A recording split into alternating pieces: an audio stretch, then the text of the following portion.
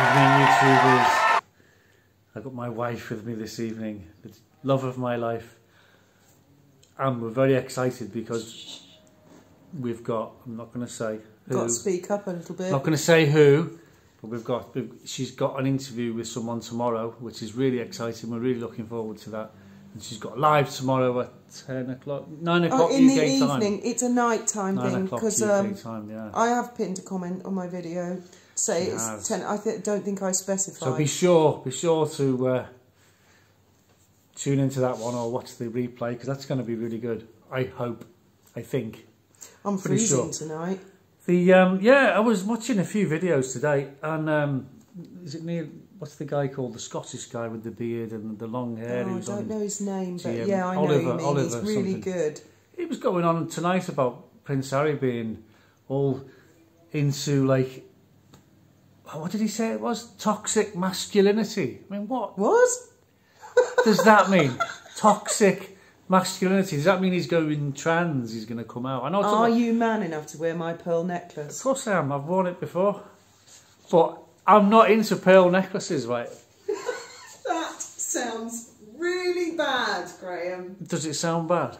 No, okay, I mean, no. What I'm trying to say is, why is masculinity toxic? There's nothing wrong with masculinity. We need masculine people. We don't want, like... No, we don't. We need less of you men. Oh, get off. Okay. Action. Is it rolling, darling? We found some dolphins, look. Yes, Ocean Village. It's coming on a lot. The whole marina has changed. They've got rid of all the concrete piers and they've replaced it all with nice new floating pontoons. So hopefully that place is going to look marvellous in a year or two. And they're almost finishing off the apartments over there. The holiday homes, everything's looking good. One thing that did surprise me is this new bridge that they've got here coming down onto the pontoon, because the marina manager assured me that wasn't going to happen, but obviously he's changed his mind, which I think is a good thing, really. Otherwise you have to walk all the way to the end to come all the way back.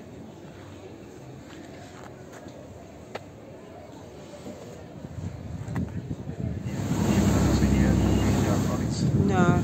I've had worse jobs, you know. Well, I'm always pleased to see them, for obvious reasons.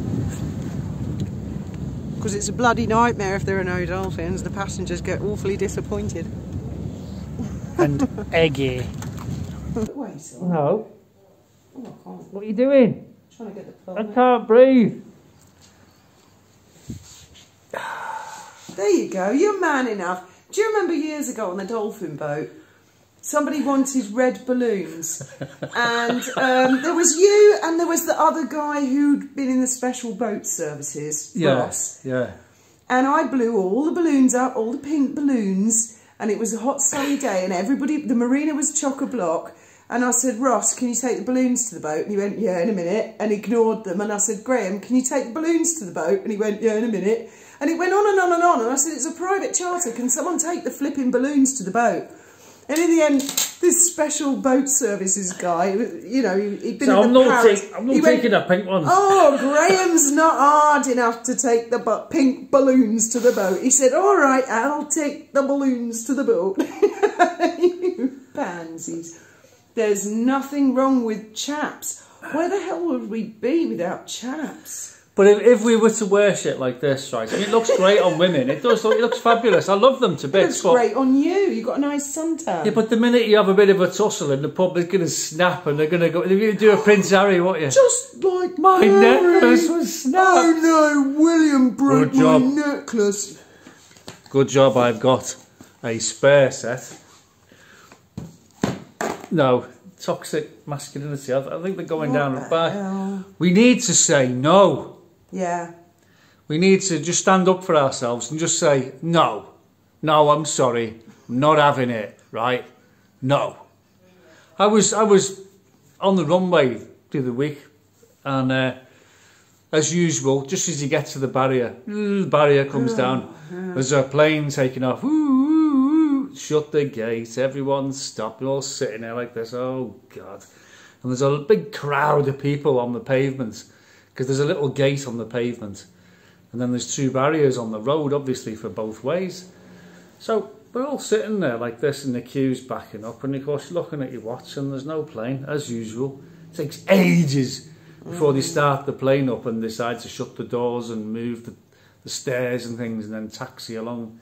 And you think, well, hang on, you could have done this 20 minutes later, but anyway, it's there now, so it's about to take off. So I walked into the middle of the road, and I'm up against the barrier. I remember that. The barrier's down, right, and I'm standing in the middle of the road, and there's police there, of course, to make sure you don't go on the runway when there's a plane coming. I did say to you, that's naughty, they'll tell you. But I'm standing in the middle of the road that's closed, with the barrier down. It's no cars, but it's and still the cars naughty. are on the other side, and I'm sitting there with my phone thinking, I'll get a picture of the plane taking off. Yeah, but then a load of other tourists started doing Cop it. comes running over. Cop comes running over. Get back on the pavement. Get back on the pavement. I thought, why? Why? Am I causing an obstruction then? Because the barrier's down and it's closed, yeah? And I said to you, you get into trouble. I said, no, before. So I'm there arguing with the policeman about whether I can stand in the road or not while I'm filming a plane while the road's closed. Gosh, I'm not sure they have jurisdiction that side of the border. They probably do. I don't think they do. They've only got jurisdiction of the runway. I mean, the rules are there for a reason, okay? And if they're reasonable rules, then fine, go along with them. But I think that would be if awesome. They're unreasonable. Like, you're halfway across the runway walking, and you see an A320 coming into land. I think that'd be awesome to see if you can outrun it or something, like an adrenaline rush. No. No. Do you know? I don't think that would be wise. I had a mate. Well, you know, he's your mate as well. Not my mate. I don't have any mates. He used. Yes, you do. You know this fella. He was Gibraltar's most wanted. And nobody knew about my history when we first moved to Gibraltar. And everybody was going, oh my God, do you know so-and-so? He's Gibraltar's most wanted. And they were all freaking out. And I thought, oh my God, when they find out I was Britain's most wanted, they're going to flip. Go on, say his name. Anyway, he used to get a shopping trolley, fill it with cartons of cigarettes, wait for the runway to close, because no one's allowed on the runway. When that barrier comes down, not even police, nobody. And the plane's coming. They can't even. They're not allowed to chase you. And he'd run across the runway when the barrier is shut, because he knew the police couldn't chase him to throw him over the fence. Yeah. And he'd be off. He'd be there and back and gone. And but they knew who he was. They knew who he was. Yeah. They had him in a Moorish prison, and they used to escape. Yeah. Because the Moorish prison's just above the old one. Just above Casemate Square, yeah. And there were tunnels and stuff, and they'd escape and come out on a Friday and Saturday night, get pissed, shag the girls, and... That's another thing. It's a 14th century medieval castle, right? And it's closed. It's closed. Well, it's even got cannonball dents in the wall. You can go up the tower itself and to the roof, but that's it. It's got a massive complex. I wonder if they do a tour of the old prison now. I don't know, but they come out. If it was in the UK, it would be open to the public, and there'd be a queue of people waving their tenors to get in. They got out one Friday. They got so drunk, and when they went back in, it's like a maze, and they got lost in the tunnels. There were so many tunnels and they couldn't find their way back to the cells. It's like Tenko. The cells were like tin huts, you know, with loads of barbed wire and that. And they used to sneak off. They'd go down the tunnels, go into Casemate Square, get pissed. As long as they got back in the cell by morning for the head count, they'd be fine. But they all got too drunk and they couldn't find their way back to the jail through the maze of tunnels. That's what happened to him. He was in the prison. I think he did 2 years. I'm not going to say his name. No, don't say his name. But it's closed now. Sorry, was that? He's my favourite. He's my favourite. My absolute favourite. One of the first characters. They closed the prison when they built the brand new prison down Windmill Hill, which is like a modern, you'd expect, prison down Windmill Hill. But they haven't opened the Moorish castle to the general public, and it's still there. It's got a medieval courtyard. You can go in the top. People reckon it's seriously haunted. Graham, you can go in the top part. Yeah, you can go in the top bit, but that's not the castle. That's only the top of the tower. Yeah. There's like 90% more that you can't see. That's all the old prison. Yeah. But it should be open to the public, and it's super haunted. That would be. Yeah. People sneak in there. People sneak in there, but they said, "Oh, it's definitely haunted. Definitely haunted." Loads of the casemate pubs. But it was rebuilt in the 14th century because it was destroyed in battles and wars and things, and they actually, the tower that was there, they rebuilt another tower around it. So the whole thing was rebuilt in 1333. So If you go back, it it's even really it modern even goes then, back. 1333. It goes back even further. It's older than the Tower of London, isn't it? 700. The Moors landed. They invaded Europe and bring Islam to the infidel. They landed on the beach in Gibraltar, right, in 711. It was, and it was the Moors that built Gibraltar And Malaga. Jebel Tariq, they named it. Mountain of Tariq. He was a Moorish leader, Tariq. Malaga, big castle at Malaga. I think that's Moorish.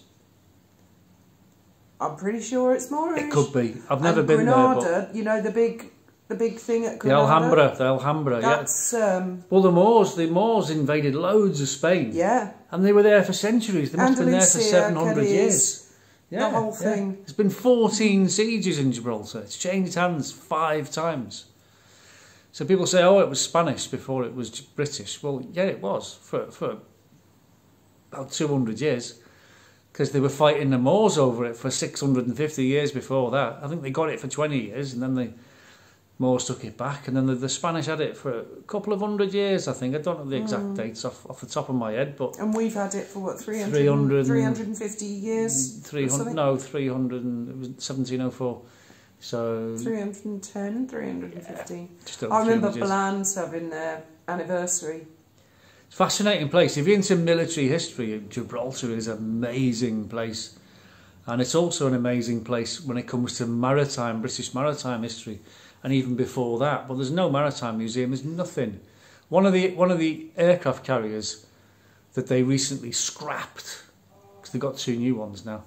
But the old ones, I can't remember which one it was. But there was talk that the government of Gibraltar was going to buy it as a tourist attraction at auction. It went for £2 million, which is a lot to you and me, but to a scrap metal dealer for a ship, that's nothing. And they towed it to Turkey and broke it up.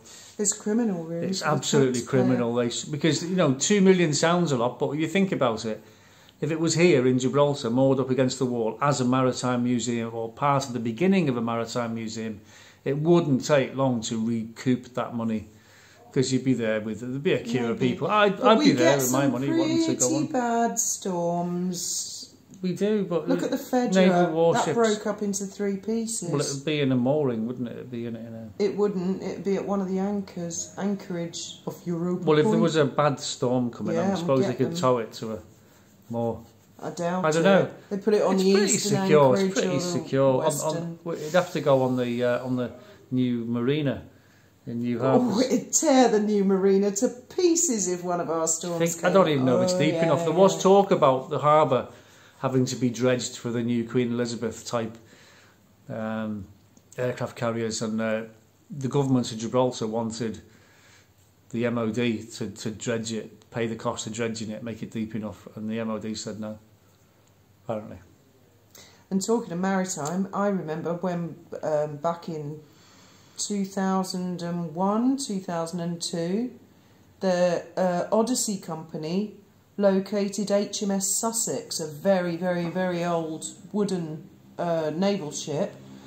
They'd located it, but it was really deep. I think it was Alboran Sea, which is the eastern side of Gibraltar. It was a British warship sank in a storm. And they had ROVs, of course, but ROVs have limited ability, and they asked the British government for funding to retrieve it because it was full of gold. Full of treasure. And the British government went, no. So they asked the Spanish government, because it was full of doubloons or something, wasn't it? Oh, it was full of the all British kinds. had stolen off the Spanish, and the Spanish went, no. Yeah. And so they went to their shareholders in America who went, yeah, okay. And they pulled all the gold up, and then the British went, that's our gold. And the Spanish went, that's our gold. There's a big fight it over ended it. up, they had to take all the gold into Gibraltar, and it was all, they sent an American aircraft carrier over. No, an American. Oh, there was a huge bloody row over it. They flew it all out. They must have paid the Gibraltar cheeky. government off, flew it all off to America. The Spanish took them to court. The Spanish and the Spanish won, and they had to give it all back to Spain. But how cheeky, when they'd asked for funding and for money, that then the British had said, no, stick it, and the Spanish. But as soon as they actually... That wasn't all the treasure. That wasn't all. I don't even think that was HMS Sussex. It was definitely a... Because in those days, these are wooden galleons. Yeah, these are wooden galleons. Ooh. And this one was full of treasure when it sank. And by today's standards, I mean, we're talking billions. And how deep is the Alboran Sea? Well, between here and North Africa, it's 3,000 feet deep. That's not the question I asked, that's the strait. How deep is the Alboran, which is where it's found? Depends what part of it. Well, where the gold is. Well, I don't know where the gold is, because they never said, did they? Yeah. They were the Guardia Civil were getting all the charts out, see where the GPS traces had been. Well, and where yeah, I think we've got a rough idea, because there's not inconceivable, Graham. We could build an ROV. There must be loads of treasure around here. Well, you got me thinking. Changing the subject, Battle of Trafalgar, when the battle was over, they had this system where they could tow all the enemy ships back to port, and they could be sold off. And the money that they raised from selling them off, they whacked it all out between the crew. Seriously. Bounty or something it was called. And they towed a load of these French ships back to Gibraltar. But a big storm kicked off and they had to cut them loose, and they all got smashed up on the beach between Punta Canera and Tarifa. So there's tons of Spanish Armada wreckage. Well, Gibraltar's that direction, and okay. Punta Canera's Tarifa is... Artistic license. What you like? She's so anal about details. I'm really hot now. I go from freezing cold to boiling hot. Yeah. So there you go. Anyway, don't forget, tomorrow night, 9 PM UK time, 10 o'clock. Her and somebody. Can't say, but if they turn up, guess you can guess who it is, unless she or he doesn't turn up, but we'll see. Yeah, we'll see. I've got sugars on my comments. I'm sure this person will turn up. I've got sugars on my comments. You'll be amazed. You know who it is. Who are adamant it's Catherine, the Princess of Wales, which is not. I'm not saying. I've got sugars who are convinced. It's highly unlikely, but I'm not saying, okay? Don't get your hopes up there. No, it is brilliant. I mean, if the person turns up, everyone's going to be like, oh! All I will say is it's a huge YouTuber. Okay? Yeah, That's all I'm saying. So... Well, I think they're bloody marvellous. Anyway, don't give any hints away. What you like. Right, so that's it. That's it for tonight. And unless there's anything you want to add, Esther? No, don't think so. Cyril and Esther, that was... what was that called? If they're old enough. What was that film called? Oh, I don't know, Pointless Views or something. That's Life. Yeah. Who remembers That's Life TV series? And finally, Cyril, and finally Esther. It was a UK thing, wasn't it? Esther Ramsey. That was it. As soon as that was over, it was time for bed. It's school in the morning. And I was like, I remember that. Or Star Trek. No, not school. After Star Trek. Yeah. No. Good night, and may your God go with you.